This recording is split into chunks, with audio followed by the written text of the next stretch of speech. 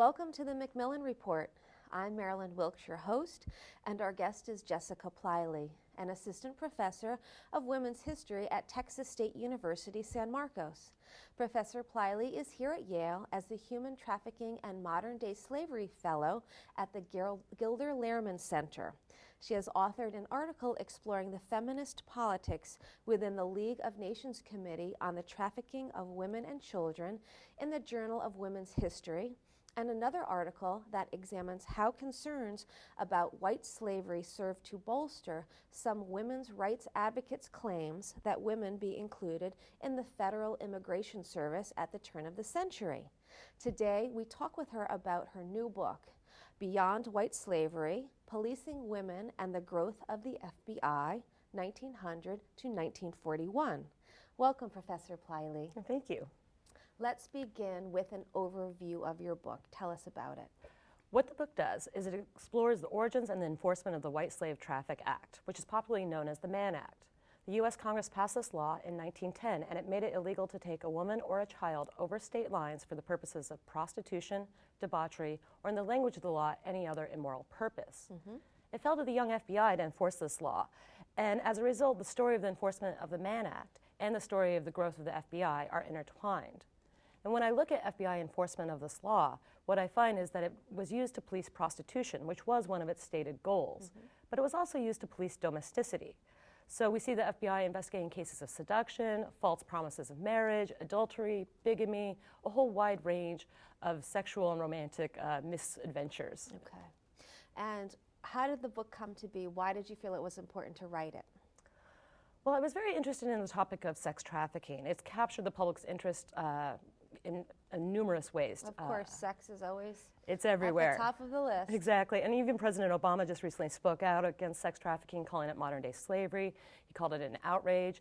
The State Department has devoted quite a bit of resources to fighting against sex trafficking, and the public, consume products that feature sex trafficking all the time. I'm thinking about the Liam Neeson movie Taken. And I had been interested about the fight against sex trafficking and where it had first started. And I discovered that sex trafficking is a topic that has, been around for a very long time. And in the early 20th century, it was called white slavery. People fought against it. They organized internationally. They organized nationally. In the United States, 45 out of the 48 states passed local anti-white slavery laws, in addition to the national one that I study. So one of the things that I wanted to think about was what this history can tell contemporary activists. I wanted to speak to them and to alert them to the fact that they are participating in a social movement and a political movement that has deep historical roots. Additionally, I also wanted to think about how gendered habits of mind informed the growth of the American state. So what I'm referring to there is I'm thinking about how FBI agents, when they investigated this law, brought with them their own baggage, their own perceptions of the world about what women's proper place should be and is, and how that shaped investigations and shaped the growth of the FBI itself. Very interesting. How did you do your research? The research, I did research everywhere. I traveled to archives in Geneva, in London, in Minneapolis, Fort Worth, Portland, and all points in between. But the vast majority of my records that I use the most are housed at the National Archives in Washington, D.C., mostly FBI records. Well, actually, there's some really interesting stories about them. I use about 1,000, a sample of 1,000 investigations. Out of, there's many, many more. There's probably 60,000 investigations that were conducted between 1910 and 1941. And one of the things that I thought was very, very funny that I discovered while I was doing research is that in 1944, J. Edgar Hoover asked that these files be examined to see if they can be turned over to the National Archives, because the National Archives was pestering the FBI to hand over some records. And when they were examined, the man examining them said, no, we can't give them over. There's too much salacious detail. There's too much going on here. He said that it would be seriously embarrassing to the FBI. It would be politically suicidal for the FBI to hand them over. Now, of course, they did end up handing them over at a much later date. But it's the elements that are kind of politically suicidal or very salacious that I find to be really, really helpful in my work. The FBI investigated all types of families, most of these investigations never go to court, and that's the problem from the FBI's perspective, is that they're investigating American families and kind of who are going through personal tragedies, but there is no kind of prosecutorial intent. So what I find, or J. Edgar Hoover himself said that between 1921 and 1936, that the FBI had conducted around 47,500 investigations. Yet during the same period of time, you only see around 6,300 court cases emerging out of these. So by looking at the investigations rather than U.S. attorneys' court cases, I'm able to get a much broader view of what it is the FBI was doing in these investigations. Do you think the FBI was improperly using the Mann Act in many instances, since the Mann Act was originally to combat prostitution and it really veered off into a whole nother realm? That's a really good question. I don't think that they were misusing it from their standards. In 1917, the Supreme Court ruled on the White Slave Traffic Act to define its scope. And in that decision, it said that the Any Other Immoral Purposes clause really truly meant any other immoral purpose. It could be pleasure escapades, it could be affairs, it could be anything. So the FBI was kind of operating under, from that ruling. The other really interesting part of this is that for the vast majority of these investigations, particularly into marital troubles and seduction cases, were initiated by the citizens involved. Hoover says in 1932 that 70% of these cases were started because somebody goes to the FBI office and says, hey, I need help, my daughter has disappeared or my wife has run off. And so I don't really look at this law as a heavy-handed FBI top-down surveillance law. Instead, it's citizens who are begging for help, and the FBI is there, and they have the jurisdiction to be able to track people down. And in many ways, the FBI doesn't really want to be doing this. I mean, in 1939, they pull back and say, we don't have the resources, we don't have the time, we don't have the budget to be getting involved in these family quibbles. So. Investigate every wife who leaves her husband and goes across state line. Yeah. How does your work differ from much of the other stuff that's out there? That's a great question.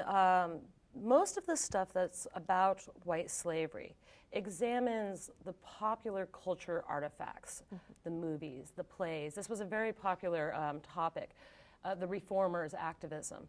And most of the historians who do this work look at white slavery and they look at it, use it as a lens to analyze a whole host of anxieties, fears of interracial sex, fears of immigration, fears of women taking to the streets demanding the right to vote, or women working in factories.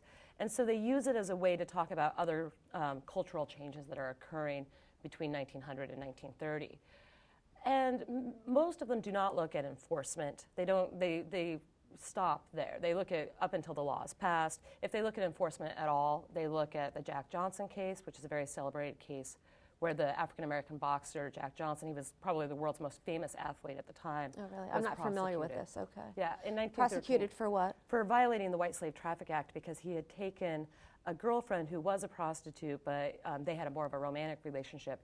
He had taken her across state lines. Was she black or white? She was white. Okay, so that was the big issue. That's the big issue. And he was convicted and he fled and left the United States because he didn't want to serve the time and traveled throughout the world until eventually he returned to the United States and served his year in prison.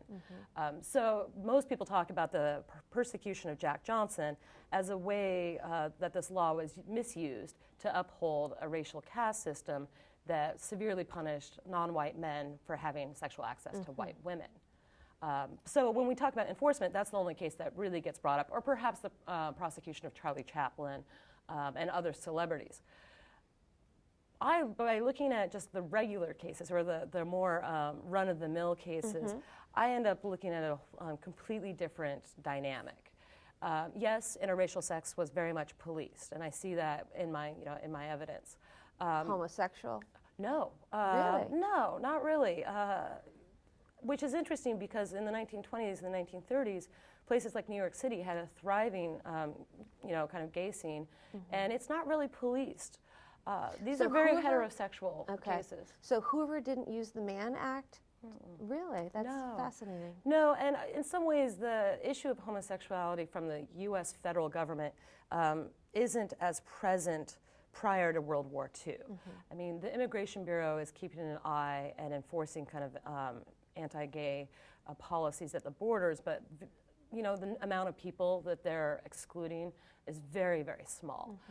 It's not until World War II that we see kind of the U.S. state, you know, capital S state, actually start policing homosexuality very fervently. I see, okay.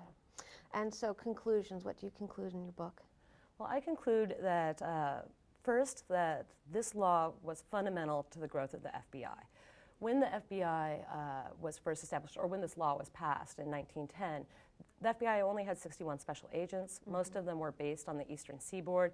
It didn't have very much reach, and it really wasn't doing very much. It was, you know, enforcing some antitrust legislation and the like. Within 5 years after the passage of the law, we see that the FBI has been expanded to over 300 cities nationwide. And it grows on the back of the Mann Act. So if you're interested in the history of the FBI, you have to understand that the Mann Act is foundational to the FBI, which also implies that policing of sexuality and policing of women is foundational to the FBI's bureaucratic culture. The other thing that I find is that the policing of domesticity tells us much about ideas of where women should be and where women shouldn't be. The fact that an anti-prostitution law policed women in the home doesn't surprise me at all, because when you think about it, women are central to both the home and the brothel in interesting ways, and men have the same sexual rights in both spaces. And the man that goes to both spaces might actually be one and the same. So what we see is that women's corporal bodies were policed using the Mann Act, whether she was a prostitute or whether she was a wife. But interestingly, so were men's respectability was also policed. The relationship of men's bodies was closely monitored by the FBI. So if a man had an inappropriate relationship with a young girl, he was going to come under the you know, under surveillance by the FBI. And and the other thing that I find, my final conclusion, is that the fight against sex trafficking has a deep history, especially on the law enforcement side. I conclude the manuscript with this fascinating case study of a 1936 sex trafficking ring that operated here in New Haven. The people involved were trafficking young girls up from New Jersey and New York to places like Bridgeport, New Haven, Hartford, and all points in between. And when we look at this case, or when I look at this case, I find it to be incredibly exploitative. The girls involved had no choice in the types of customers they serviced. They had no control over the wages that their work earned, that their prostitution earned. They were in incredibly abusive circumstances. Yet this was incredibly profitable for the people involved. The FBI estimated that this particular ring earned between $1.5 and $2 million a year, every single year. That's between about $24 and $32 million a year by today's standards, right? So it's incredibly profitable, and the FBI's investigation was able to conclude with 39 separate convictions of separate people involved in this. When thinking about sex trafficking today and this 1936 case, I see a lot of similarities.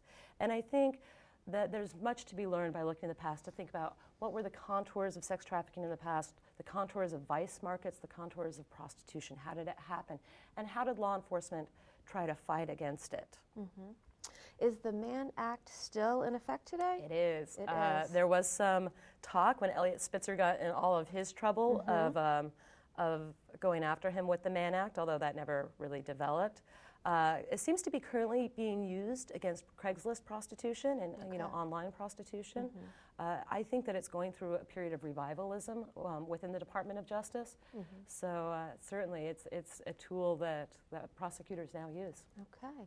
Thank you very much for being here with us today and sharing some of your work. Thank you so much.